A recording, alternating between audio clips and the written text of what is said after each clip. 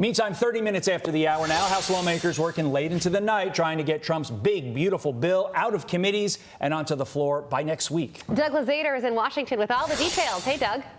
Good morning. Some protests and some progress. They have been burning the midnight oil here on Capitol Hill as a number of House committees try to move ahead with what the president calls his big, beautiful bill. There were some protests yesterday. In fact, U.S. Capitol Police say they arrested 26 people for illegally demonstrating at the Rayburn House office building. But despite narrow margins, Republicans are plowing ahead.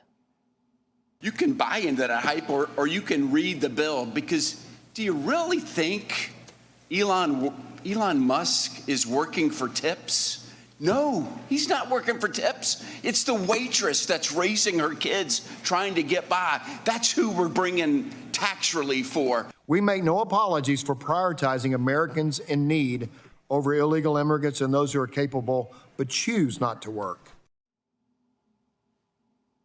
Now, here's what the package includes: extending tax cuts from Trump's first term, no tax on tips or overtime, no tax on car loan interest, increasing the child tax credit, and what are called these MAGA accounts, $1,000 for newborn babies with a Social Security account. Democrats accuse Republicans of cutting Medicaid, which has dramatically expanded in recent years. It's Ebenezer Scrooge Day at the Capitol today, taking health care from the poor to fund tax cuts for the rich. I'm sure Scrooge would think this is a very fine plan. I've heard you and others say this is a moderate bill. It is not focused on cutting waste, fraud, and abuse.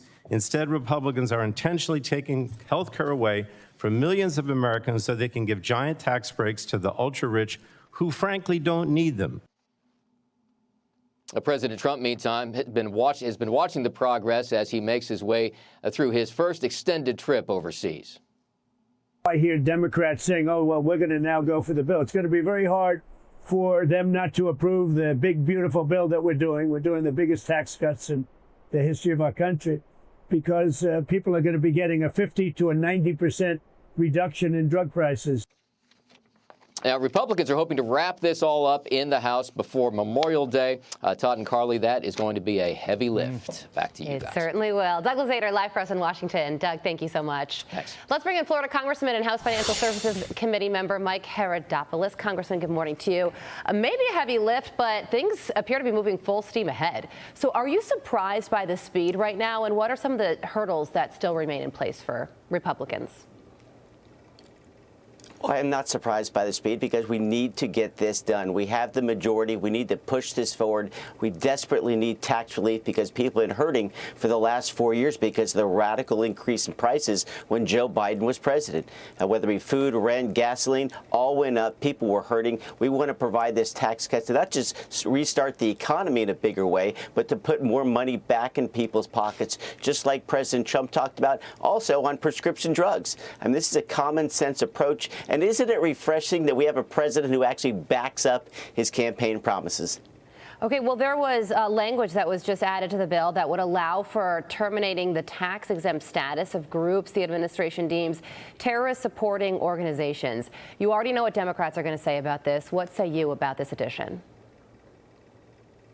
Again, it's common sense. We see the radical agenda of the left, as you saw recently at the ICE facility in New Jersey. They're standing up for people who are breaking the law. We're backing the people who back the blue. As the son of a law enforcement officer, I know the struggles that those folks go through every single day. We need to look out for those people and really make America work every single day. It's a real contrast of people standing up for less government, less taxes, and more freedom, as opposed to those folks who will fly down to El Salvador and stand up for wife beaters. I mean, you can't beat the contrast right now about getting things done as opposed to playing politics. It's the very reason I left the private sector to get back into politics, because we need people who are problem solvers. That's exactly what Donald Trump is. He's a problem solver. He's already committed to changing the way we trade with China. He's already brought down gas prices. We're thinking in a smart way where we finally put the government's paychecks online, meaning we finally have a Doge plan that says, hey, we're We're going to show you where we spend the money, and let's make smarter decisions as opposed to hiding those decisions of how they spend your money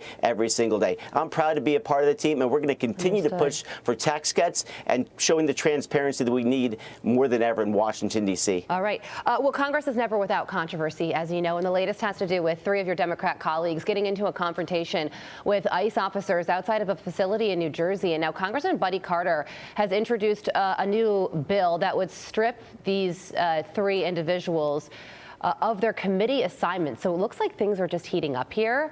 What do you think about that and the potential of them facing further punishment in the future? Look, when you assault a law enforcement officer, you see the video right in front of you. These people have no respect for law enforcement officers, especially this week where we memorialize the incredible work that law enforcement officers do every single day. This is again, a contrast of like standing up for the blue or backing those people who break the law. These people were looking for an incident. They're trying to get attention because they're afraid they'll lose a Democrat primary because their radical base is pushing for more and more radical actions. I'm going to back the blue. If Mr. Carter is able to bring this to the floor, I would vote for it because we need to show respect, and we as Congress members need to uphold the law, not try to break the law. This is not what Dr. King did back in the 1960s, peaceful protests. This is radical actions. They're trying to create, again, the chaos. That's not what we need. And again, they're standing up for people who broke the law, not only just coming into this country, but once they got here, they broke the law with very, very vicious crimes. That's where 75% of the people who were at that facility did. They broke the law in a radical way, and they hurt other Americans who are just trying to get by in these very challenging times with high inflation and crime in certain areas, especially the major cities across America. Congressman Haridopolos from the great state of Florida, we appreciate you joining us.